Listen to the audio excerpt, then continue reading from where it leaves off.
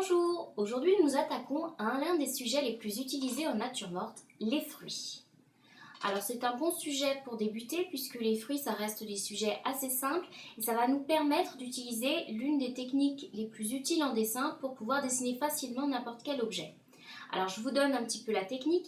Première chose, l'observation. Et oui, observez votre fruit ou l'objet que vous souhaitez dessiner, observez quelle forme il a, observez dans les détails. Deuxièmement, on va le décomposer en formes simples, en carré, en cercle, en ellipse. Ces formes-là, vous savez les dessiner, on les a travaillées, vous êtes à l'aise, vous pouvez les dessiner simplement. Une fois que vous aurez dessiné ces formes de base, on passe à la troisième étape qui sera de relier ces formes de base pour arriver à votre dessin. Donc, je vais vous faire l'exercice en pratique avec quelques exemples appliqués aux fruits. Donc, on va voir pas à pas qu'est-ce que ça donne. Vous allez voir, c'est très simple et sachez qu'avec ça, on peut dessiner n'importe quoi. Pour commencer, nous allons dessiner une pomme. Alors en premier, on va tracer un cercle très léger avec un crayon HB sur votre feuille. Faites un cercle plus ou moins régulier, on n'a pas besoin de quelque chose de très précis, mais ça va nous servir de base. Sur ce cercle, j'ajoute un petit trait avec une queue et voilà. Tout simplement, nous avons déjà une pomme à ce moment-là. Bon, après on va repasser. On va faire en sorte que notre cercle ne soit plus vraiment un cercle puisqu'une pomme n'est jamais tout à fait ronde, donc on va lui apporter un lot d'irrégularités. Là par exemple, je lui fais une base un peu plus fine, un peu plus gonflée sur le haut. Il vous suffit d'observer une pomme en modèle pour voir si elle a une bosse, si elle a un élément particulier. Mais voilà, tout simplement, on a une pomme en quelques traits juste en partant d'un simple cercle auquel on ajoute un petit trait et une queue. Voilà, il n'y a pas besoin de faire plus compliqué que ça. Pour continuer, on va s'attaquer à la poire. Alors pour la poire, je vais partir d'un modèle un peu différent. On va faire un cercle pour la base, puisque la base de la poire est toujours plus grosse. Puis pour le sommet de la poire, je vais partir sur une ellipse. On aurait pu faire deux cercles, on aurait pu faire deux ellipses, c'est vous qui voyez. Voilà, encore une fois, observez votre modèle si vous avez un modèle ou partez sur votre idée. Avec ces deux éléments, cercle et ellipse, on va les relier pour donner la courbure de la poire et lui donner sa forme. Encore une fois, on peut aplatir le bas ou donner une petite forme pour insister sur la forme de la poire afin de ne pas garder un cercle et une ellipse, mais bien une forme générale qui rappelle une poire. Voilà. Comme pour la pomme, on rajoute en haut un petit trait, une petite queue qui va représenter, qui va donner tout son sens à la poire. Mais voilà, globalement, c'est pas plus compliqué que ça. Ensuite, on gomme les traits qu'il y a à l'intérieur de l'ellipse et du cercle. Et voilà, c'est fini. On repasse à la rigueur un petit coup pour renforcer les contours, mais c'est tout.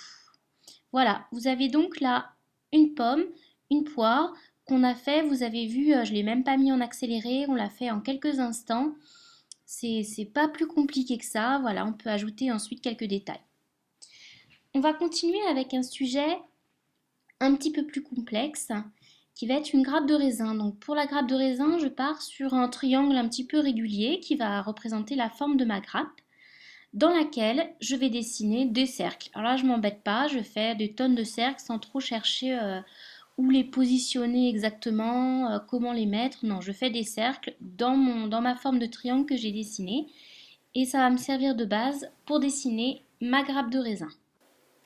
Une fois cette ébauche faite, on va tout simplement venir la retravailler afin de mettre en avant certains raisins qui sont dessus, en gommant ceux qui sont dessous, en voyant qu'ils sont cachés.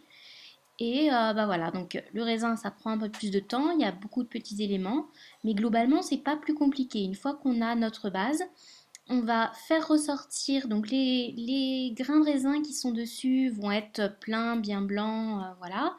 Le grain de raisin qui sera dessous sera en partie cachée, donc on va gommer les parties cachées. Et voilà, après un petit travail de mise en valeur des grains de dessus et des grains de dessous, on va commencer à voir exactement la forme de notre grappe. Pensez également à volontairement faire ressortir certains de vos grains de votre triangle de départ et également d'effacer certains cercles que vous auriez pu dessiner de manière à engendrer des trous et des ressauts dans votre triangle puisque votre grappe de raisin, même si elle a une base en forme de triangle, elle est irrégulière.